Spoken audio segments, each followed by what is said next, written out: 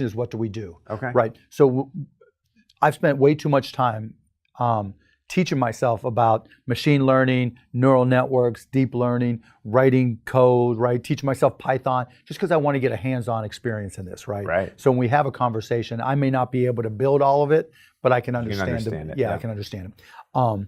And so when you talk about, we went through this transition where we started off with spreadsheets, it was what if. Right? So you have all these people here playing what if, and you postulate all these different variables, right? And you build models. And then you have different plugs, then you look at your models, you compare them to reality, right? But whatever fits on a spreadsheet, and if you get smarter people, they think of better variables, and then you have better probabilities based off of what they plug in when you play what if, right? Yep. That's the way you've been doing it since you started. That's the way I've been doing it since I started. What machine language does, it says, okay, we can take a lot more variables than you can ever think of. Take all of them. Right, we can take all of them and then say, if this happened, then there's this probability that this will happen. That's only the beginning, right? Then we start getting into something called generative artificial intelligence, where it starts to think, right? And for the most part now, not all the way through, you still have to label everything. Here's all my variables, right? But then when you give it to it and you say, based off of these variables that are labeled as such, here's an unlimited number of opportunities, right? And so based off of those, we're going to create biases and weights for them all and let you come up with some conclusion. Let it give you a variety of conclusions, and then you decide. Going forward, you won't have to label anything, right? But until then, if I wanted to do an analysis of who knows what, right? How to furnish buildings across the world the most cost effectively. And part of it was trying to label anything that can hold water, right? So it's easy to say that's a cup, but you're going to need somebody to say, okay, this is also a receptacle for water in some place that has nothing, right? Yeah. This can be a receptacle for water, right? Somebody standing with their mouth open. That requires image labeling and variable definition. Those are the types of jobs that are going to be available over the next 5-10 years that didn't exist before. Now, they're kind of like Amazon warehouse jobs. They're brutal, right? And it's not anything negative towards Amazon. It's just, it's going to be make good work. Right. And then we're also going to have our own Tennessee Valley Authority, right? Where they had make good public works. We're going to have make good jobs where we may use programs like AmeriCorps just to walk kids to school or just to read kids. We may have to tax robots, right? Whatever it may be, because... Did you just say tax robots? Yeah.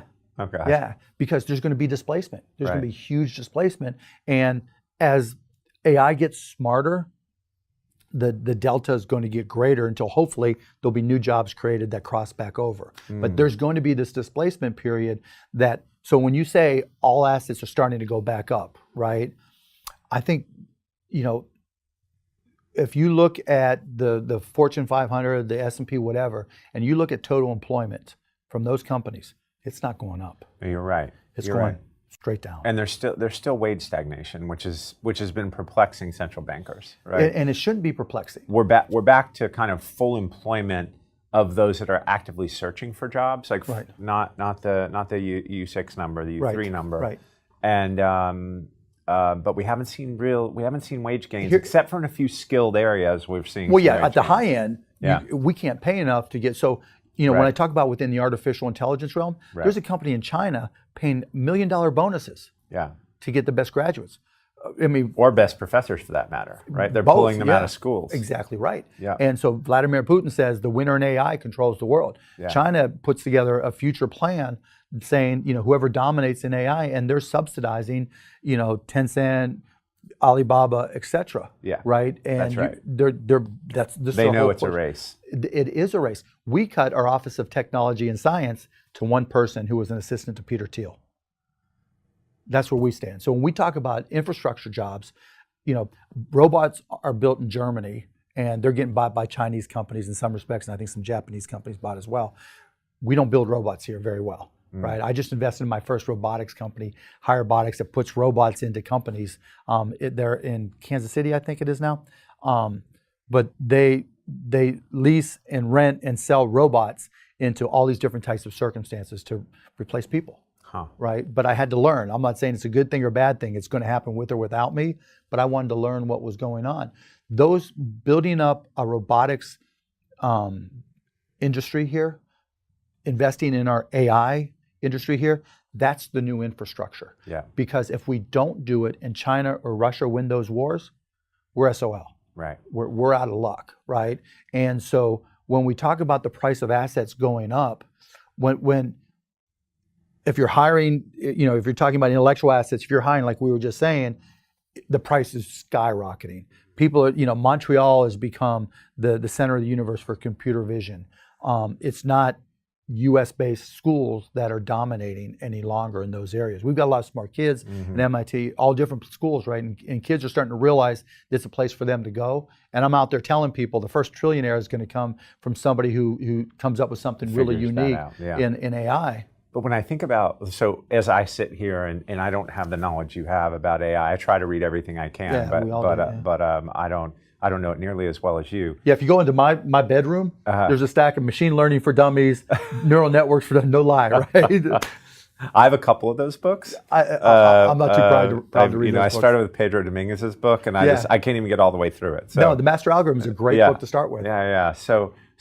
But as I sit here as someone who follows macroeconomics, and the calculus in what you're telling me today is you're going to see a lot more AI. You're going to see generative and general AI, which is kind of the holy grail, I think, is what everyone's after. It's many years off.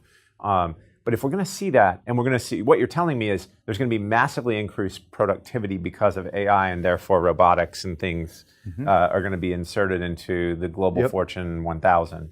That does mean fewer jobs.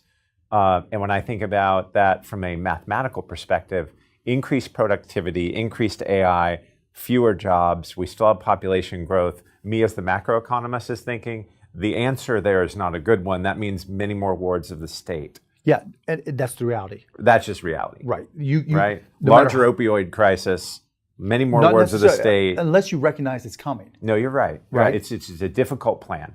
It's difficult, right? Yeah. But it's a reality. And so, when I look at, like I just mentioned, right? So if you think of the Tennessee Valley Authority, that's where we are. Whether we like it or not, that's what's going to happen. Okay. But instead of creating make good jobs to fix a pothole, because those are transient. And you can even make the argument that the increased traffic prior to that reduces. I don't buy that argument, but I hear you. But there's always two different economists, right? Yeah.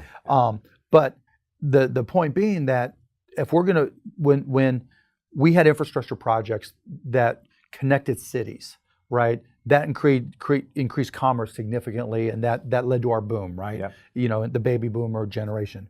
Right. We did just win a war, though, and that helped too, right? But all those together, right? When you connected Dallas to Athens, Texas, that opened the door for Athens, Texas, right? If we just fix what's already connected, we're not going to see a boom. We're going to spend $1 trillion, regardless of who spends it, right? We're not going to get a boom. We'll get a pop, and it'll come right back down, right? Because now you can drive your car faster. Maybe it's even an autonomous truck that goes back and forth. But it's still the same goods. The trucks are still the same size, et cetera, et cetera.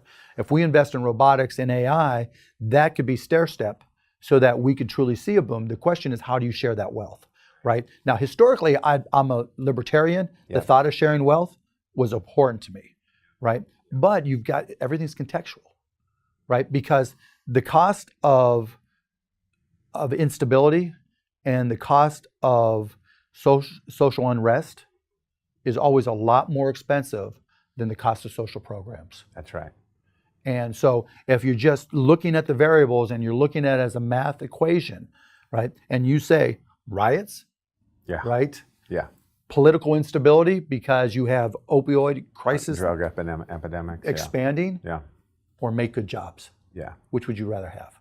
How do you make good jobs if you're taking all the jobs away? Well, you make good as in TVA, where you're creating jobs. Okay. Right? Yeah. Where if it's, it may be paying somebody, let's just say we define a working wage as $15 an hour, $30,000 a year, and I'm paying, a 62-year-old individual to walk a kid to school or to read to them when they get home. You see it in Japan already. Right? Yeah. You see people shining escalators because they don't have much to do. Yeah. Right? I mean, there's no crime there. It's just like, life is a lot, well, I wouldn't say easier, but they have They have other a declining challenges. population. I wonder have if we other have. I wonder if we have to go into a population decline to make it work. Well, And there's that's a much evidence that bigger- says that we're starting to decline, and if we Yeah. don't have additional immigration, we're going to have bigger problems as well, Yeah. right? And so we're going to need people. Look, we're going to get to, in my opinion, we're going to get to a point where decisions are made individually on arbitrage of time, right? We'll value our time. You'll value your time. That's the whole Uber economy, right?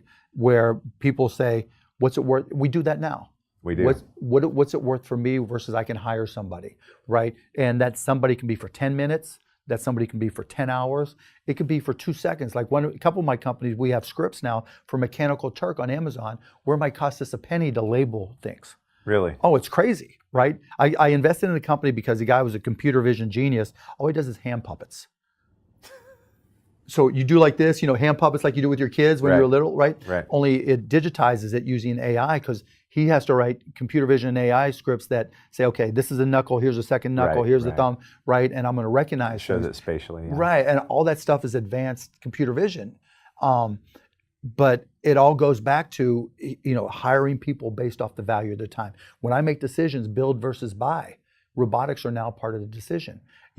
It's what's the most cost-effective way? What's going to give me the best return? What's going to be the path of least resistance for me effectively? Yeah. And now it's not just, okay, who can I hire?